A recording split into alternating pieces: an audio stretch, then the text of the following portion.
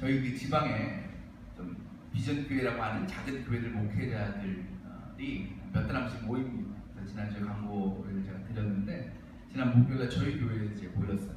그래서 모이면 이제 뭐 교제하는데 그냥 교제하는 것이 아니라 한 가지 주제를 가지고 이제 서로 이야기를 나눕니다.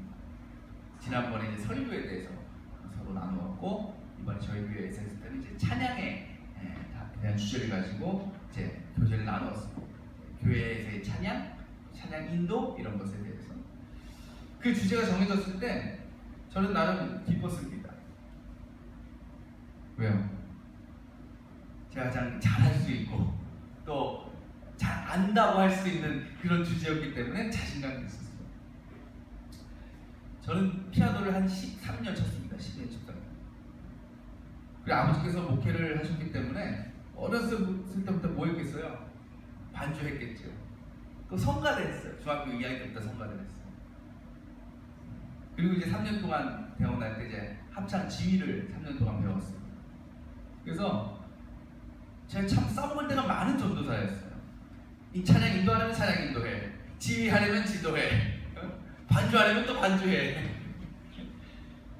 그러니까 나름대로 참 스스로 나는 참 이 부분에 대해서 나는 전문가다 라고 이렇게 생각할 때가 있었습니다.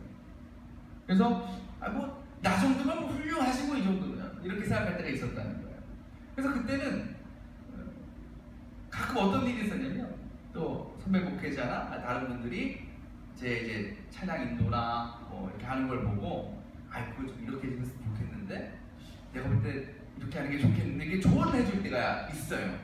그러니까 청중들 입장에서 뭐 겉으로는 예 알겠습니다 해보겠습니다 하지만 제 속마음은 어떤 마음이 있었겠어요? 자기가 뭘 한다고 내가 뭐 이 부분에서는 내가 누구보다 잘하는데 나한테 이래라 저래라 그분 뜻대로 했겠어요? 아니죠.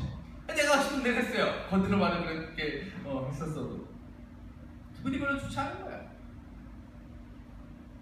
우리 모두가 그런 마음을 가질 때가 있어요. 우리가 내가 하는 일에 대해서 지적을 하거나 또는 뭐 비난까지는 아니지만 좀 안 좋은 소리를 하면 기분이 좋을 리 없죠. 근데 그것이 내가 잘하는 부분, 내가 자신 있어 하는 부분에 대해서 지적을 받으면 그건 굉장히 기분이 나쁘죠.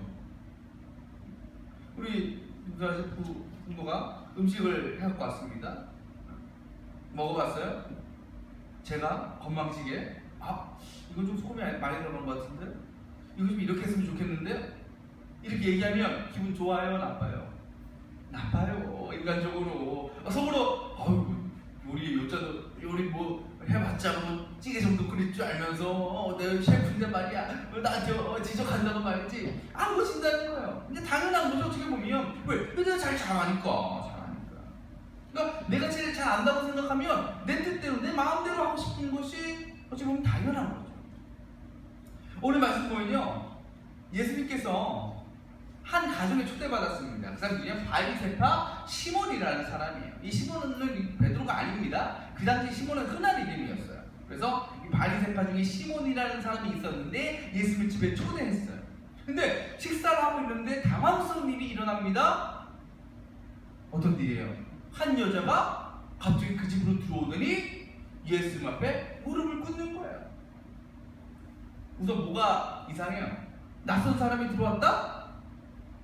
좀 황당하죠? 근데 그거는요, 그 당시 상황으로는 이상한 일이 아니었어요. 왜냐하면 그 당시 어떤 잔치를 베풀거나 어떤 큰 식사 자리를 마련할 경우에는요, 실내에서 하는 것이 아니라 야외에서 했어요. 그러니까 집 마당에 이제 정원 같은 데서 우리 뭐 가든 파티 하는 것처럼 상을 깔아놓고 음식을 차려놓고 먹었다는 거죠.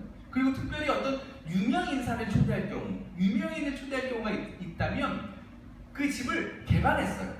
왜? 그 유명 인사가 이제 하는 얘기나 어떤 가르침이나 그런 것들을 주위 사람들이 많이 듣게 하기 위해서 집을 열어놨다는 거예요. 그래서 유명 인사를 초대한 집에서 그냥 지나가던 사람, 아니 이웃들이 자유롭게 들락날락 할 수 있었어요. 또 잔치니까 또 가난한 사람들이 들어오면 이제 먹고 남은 이제 음식들을 이제 먹기도 하고 가지고 가기도 하는 것이 그 당시 일반적인 일이었다는 거죠. 그러니까 이 여자가 들어왔다는 것 자체는 이상한 것이 아닙니다.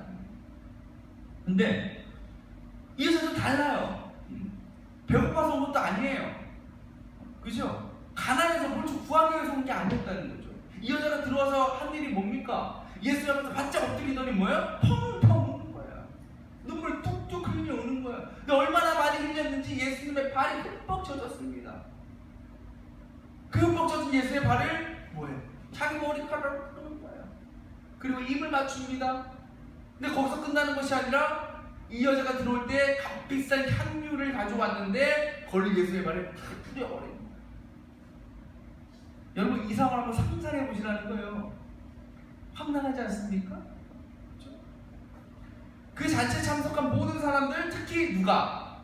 시몬, 바리새파 그 시몬은 너무나 당황스러운 거예요. 기가 차는 일인 거예요. 그런데 더 큰 문제가 있습니다. 오늘 말씀에서 그 여자를 뭐라고 부릅니까? 죄인이라고 부르죠. 주석가들이나 해석가들은 그 죄인을 뭐라고 해석하냐면 창녀라고 해석해요. 그러니까 당시로서는 어떤 여자예요? 가장 부정하고, 그렇죠? 가장 더럽고 추한 여자가 바로 이 여자였다는 거죠. 그런데 그런 여자가 갑자기 집에 들어오더니 예수님의 발 앞에서 눈물을 뚝뚝 흘리면서 그 발에 머리카락으로 닦질 않나? 그 발에 뽀뽀를 하진 않나? 그 비싼 향유를 붓질 않나? 지금 바리새파 사람 시몬이 그 여자가, 그 더러운 여자가 자신의 집에 들어온 것도 지금 짜증이 나는데 예수 앞에서 이상한 짓을 막 하는 거예요. 굉장히 당황스럽기도 하고 또 분노할 만한 일이었다는 것입니다. 그렇죠? 근데 시몬이 더 이해할 수 없는 건 뭐예요? 예수님의 행동이에요. 예수님 뭐하고 있어?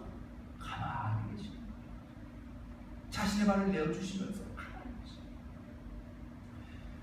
당시 예수님은요 사람들로부터 어떤 대접을 받았냐면 랍비 그리고 예언자라고 불리우셨습니다. 오늘 시몬이 고백하지만 정말 예수님이 예언자라면 예수님께서 어떻게 하셨어야 되냐면 이 여자가 오기도 전에 이 여자가 자신의 존재를 밝히기도 전에 이미 아셨어야 돼. 아, 이 여자는 창녀구나. 그죠? 이 여자는 더러운 여자구나. 예수님이 알 수 없으셨겠습니까? 충분히 알 수 있으셨을 거예요. 그리고 예수님이 정말 랍비라면 율법을 따라서 그런 더러운 여인이 다가오면 어떻게 해야 돼요? 쫓아버렸어야 되는 거예요. 썩 꺼지라고 내쫓았어야 된다는 거죠. 근데 예수님은 그럴 생각이 전혀 없으셔요. 너무나 편안하게 너무나 자연스럽게 그 여자에게 자신의 발을 내어 주셨다는 거죠. 그것이 바리새인 시몬이 볼 때 이해할 수 없는 일이었다는 거죠. 답답한 상황이었다는 거예요. 그래서 그런 시몬의 마음을 아신 예수님께서 어떤 말씀하십니까? 한 비유를 말씀해 주시죠. 50데나리온 빚을 상감받은 자와 500데나리온 빚을 상감받은 자를 얘기해 주시죠. 그 내용 우리가 말씀 보니까 잘 아시겠죠. 그러니까 50 빚진 자, 500 빚진 자 둘의 빚을 다 상감해 줬는데 둘 중에 누가 그 빚을 상감해 준 사람에게 더 고마워하겠느냐, 더 사랑을 베풀겠느냐? 많아나 많아죠. 더 많은 500데나리온 빚을 진 그 빚을 탕감받은 사람이 더 주인을 사랑하겠죠. 그 사람 사랑하기 당연한 거예요. 근데 이것이 바로 뭐예요? 저 여인이 나를 찾아와서 자신의 발을 머리카락으로 닦고 입을 맞추고 향유를 뿌린 이유다라는 것을 예수께서 설명해 주셨다는 거죠. 자, 이 여인은 뭐라 그랬어요? 창녀였다는 거죠. 당시 가장 더럽고 가장 부정한 그런 죄를 저지른 여인이었다는 거죠. 근데 그것을 이 여자 자신이 알고 있을까요? 모를까요? 알고 있었을 거예요. 어떤 걸? 내가 얼마나 부정한 존재인가, 내가 얼마나 더러운 존재인가, 내가 얼마나 큰 죄인인가. 그리고 그래서 사람들로부터 비난받고 손가락질 당하며 살 수밖에 없는 인생이라는 것을 이 여자 스스로도 알고 있었다는 거죠. 그래서 이 여자 가운데 늘 뭘 품고 살아요? 죄책감, 그죠? 그리고 후회를 늘 품고 살았다. 그런 여인에게 한 가지 소원이 있다면 뭐였겠어요? 새로운 삶을 살아보는 거 아니겠습니까? 다시 내가 깨끗한 삶, 순결한 삶을 살아보는 건 아니겠어요? 그렇죠? 근데 그런 여인에게 뜻밖의 소식이 전해지는 거예요. 무슨 소식? 하나님의 아들 예언자라고 하시는 분이 자신의 동네 바리새인 시몬의 집에 오신다라는 소식이었어요. 그 이야기를 들은 여인의 마음속에 확신이 있었습니다. 어떤 확신? 저분이 정말 하나님의 아들이라면, 예언자라면 지금 나의 죄의 문제와 삶의 문제를 해결해 주실 수 있겠다. 내 문제를 해결해 주신 유일한 분이시다 라는 확신이 있었다는 것입니다. 근데 여자는 어떻게 해? 예수님을 만나야만 했던 거예요. 예수님한테 가야만 했던 것입니다. 비록 사람들이 반겨주지 않을 줄 알아요. 비난받을 줄 알아요. 욕먹을 줄 압니다. 그럼에도 내가 용서받고 내가 새로운 삶을 살 수만 있다면 그까지는 아무 문제가 될 것이 아니었어요. 그렇게 이 여자가 예수 앞에 나아갔고 예수 앞에서 회개의 눈물을 흘리면서 자신이 할 수 있는 모든 것을 다해서 예수님을 섬긴 것이죠. 그리고 예수님께서는 그녀의 진정한 회개와 믿음을 기뻐 받으시고 선포하십니다. 뭐라고? 내 죄가 용서받았다. 자, 이 여자의 소원이 이루어졌죠. 자신의 죄가 사함을 받았죠. 그러면 뭐예요? 이제 어떤 인생? 새로운 인생을 시작하는 거예요. 인생이 변하는 것입니다. 이 여인이 바로 예수님께서 말씀하신 비유의 어떤 여인이에요? 500데나리온 탕감받은 여인이죠. 그런데 이 여인이 생각하기로는 그게 아니야. 내 죄 500이 아니라 5,000데나리온, 50,000데나리온, 그보다 더 큰 것이었을 수 있다는 거예요. 이 여인에게 있어서 자신의 죄는. 그렇게 큰 자신의 죄가 용서받았으니까 그 감격, 또 주님을 향한 사랑 생기는 것이 당연합니까? 안 당연합니까? 당연하다는 거죠. 그렇다면 앞으로 이 여인이 어떻게 살았겠어요? 남은 인생 어떻게 살았겠습니까? 상상할 수 있죠. 더 이상 더러운 여자가 아니라, 창녀가 아니라 정말 주님이 택하신 귀한 딸, 정말 세상과 예수님에게 그 사랑을 베풀면서 그렇게 살아가지 않았겠냐는 거죠. 근데 이 시몬, 바리새파 사람 시몬은 달랐다는 거예요. 여러분, 우리가 이 말씀 보면, 야, 어떻게 바리새파 사람이 예수님을 집에 초대했지? 야, 이 사람 예수님 좋아하나 보다, 사랑하나 보다, 믿음이 있나 보다, 이렇게 생각할 수 있죠. 근데 그게 아니었어요. 44절 보면 예수님께서 그에게 뭐라고 말씀하시냐면, 내가 내 집에 들어갔을 때에 너는 내게 뭐 하셨다? 씻을 물도 주지 않았다라고 말씀하십니다. 그죠? 자, 당시 팔레스타인 지역은요, 어떤 지역이에요? 광야, 사막 지역이에요. 그래서 모래, 먼지가 굉장히 많았습니다. 그래서 밖에 나갔다 들어오면 꼭 뭐부터 하는 거야? 발 씻고 손 씻어야 돼요. 그 당시에 손님을 이제 초대할 경우에는 그 주인이 뭘 준비해요? 손님을 위해서 그 발 씻을 물을 미리 준비해 놨어요. 그래서 손님이 오시면 직접 그 손님을 발을 씻어주고 닦아주고 했다는 거죠. 그게 그 당시에 뭐야? 관습이었고 또 손님에 대한 예의였어요. 당연한 예의였어요. 근데 오늘 말씀 보면 그랬다 안 그랬다? 또 예수님께서 뭐라고 그러셔요? 너는 내 발에 내게 입을 맞추지 않았다? 그때 당시에 인사 어떤 인사입니까? 서로 이제 입을 맞추는 거. 이것도 어떤 사랑과 존경의 표현이죠? 또 뭐라고 말씀하셔요? 내게 뭘 붓지 않았다? 기름을 붓지 않았다. 아까 그 여자는 뭘 부었다 그랬어요? 향유를 부었다 그랬죠. 근데 예수님이 지금 향유라고 안 그러고 기름이라고 말씀하시죠. 그 당시 기름은 감람유입니다. 감람나무에서 따는 굉장히 흔한 거예요. 싸구려 기름이었다는 거죠. 그러니까 이 바리새파 사람은 뭐다 하는 거야? 그 싸구려 기름도 예수님 앞에 내어놓지 않았다는 거죠. 그러니까 예수님을 위해서 초대했다고는 하지만 예수님을 위해서 한 일이 있어서 하나도 없는 거예요. 그렇다면 그가 예수를 초대한 이유는 뭐야? 말씀 듣기 위해서? 자신의 문제를 해결받기 위해서? 아니면 이 여인처럼 자신이 지은 죄를 깨닫고 용서받고 새롭게 변화된 삶을 살기 위해서? 아니요. 왜? 예수님의 당시요 유명인이었죠. 인기인이었어요. 여러분, 만약에 제가 여러분 누구 좋아하시는지 모르겠어요. 연예인 누구 좋아하셔요? 네? 하연우요? 아, 하연우? 나 별론데? 어쨌든 하연우 아세요? 아, 아시는구나. 복면가왕.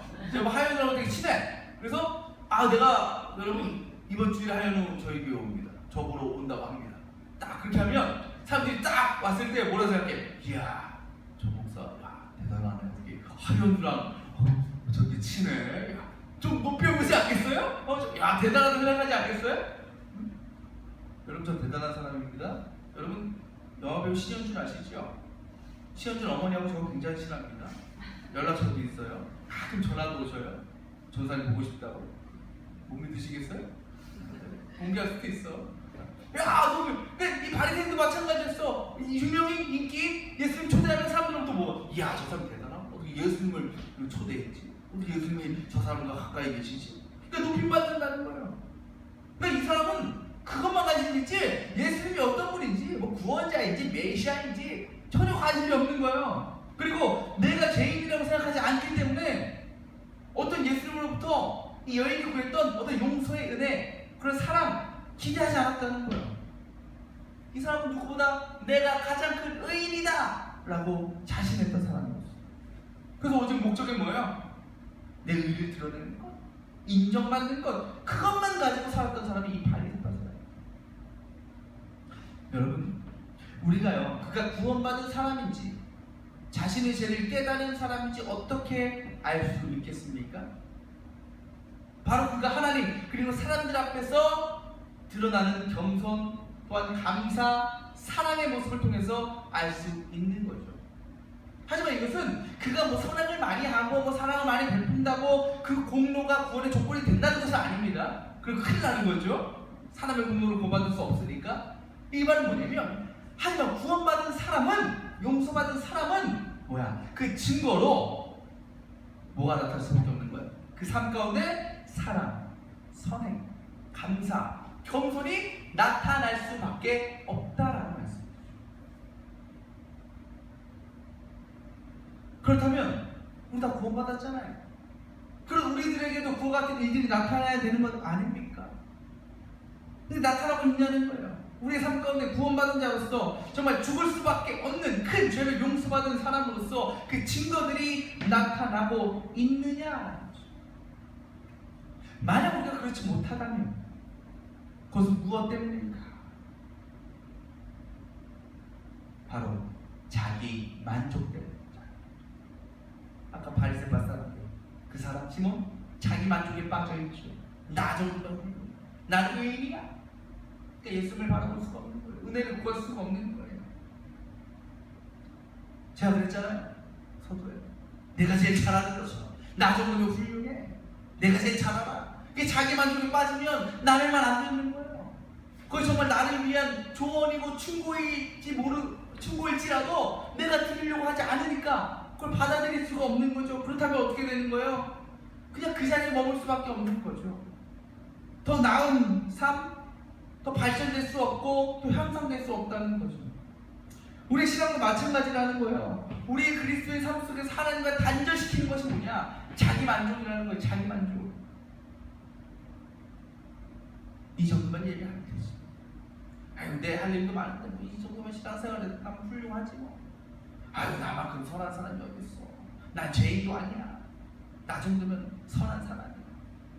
이런 자기 만족, 자기 의를 통해서 자기 만족을 드러내는 사람은 하나님의 은혜를 구하지 않는다는 거예요. 왜? 필요 없어. 내가 뭐 대단한, 나만 충분한데 뭘 구하겠어요. 그렇죠? 그리고 자신의 죄를 깨닫지 못하니까 용서하시는 그 하나님의 사랑 또한 체험할 수가 없는 거죠.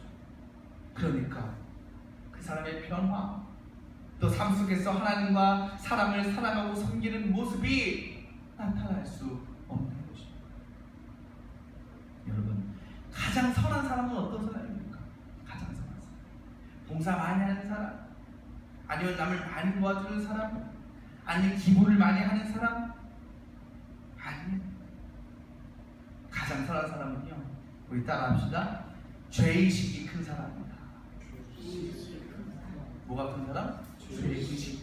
여러분, 우리가 신약 성경 보면요, 예수님 빼고 가장 위대한 성인, 거룩한 사람, 선한 사람 누구 떠오르세요? 딱 바울 떠오르죠. 사도 바울.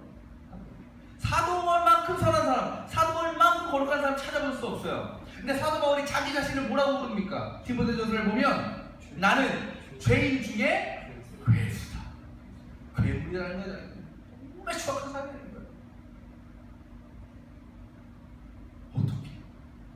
여러분, 사도 바울이 그렇게 자신을 가장 큰 죄인으로 부족한 사람으로 고백하니까 그 사람은요, 자기 의를 드러낼 수 있어 없어? 없어요. 자기 만족에 빠져 살아갈 수 없어요. 그러니까 늘 하나님의 사랑을 구할 수밖에 없는 거예요. 하나님의 은혜를 구할 수밖에 없는 거예요. 하나님의 용서를 구할 수밖에 없는 거예요. 왜? 나는 가장 큰 죄인이니까. 가장 큰 죄였으니까. 그리고 그런 사도 바울에게 하나님께서는 그가 누리고자 하는 모든 힘과 능력을, 은혜를 베풀어 주셨어요. 그러니까 그의 삶 속에 거룩함과 사랑과 또한 감사와 겸손이 점점 커질 수밖에 없는 것입니다. 우리의 마음속에도요, 뭐가 살아있어야 된다? 죄의식이 살아있어요. 내 자신의 부족함, 연약함을 인정할 수 있어야 됩니다. 그래야 우리는 하나님의 용서하심을, 그 사랑을 체험할 수 있고, 또 나의 부족함과 연약함을 놀랍게 채우시는 하나님의 은혜를 우리가 삶 속에서 경험하게 되는 것이죠. 사랑하는 여러분, 내 죄, 내 부족함 인정하는 것 부끄러운 거 전혀 아닙니다.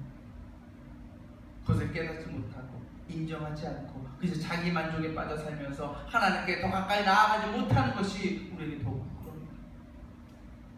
주 앞에 내 연약함, 나의 죄된 모습을 인정하고 또 고백할 수 있는 용기 그리고 믿음을 여러분들이 가지실 수 있기를 바랍니다.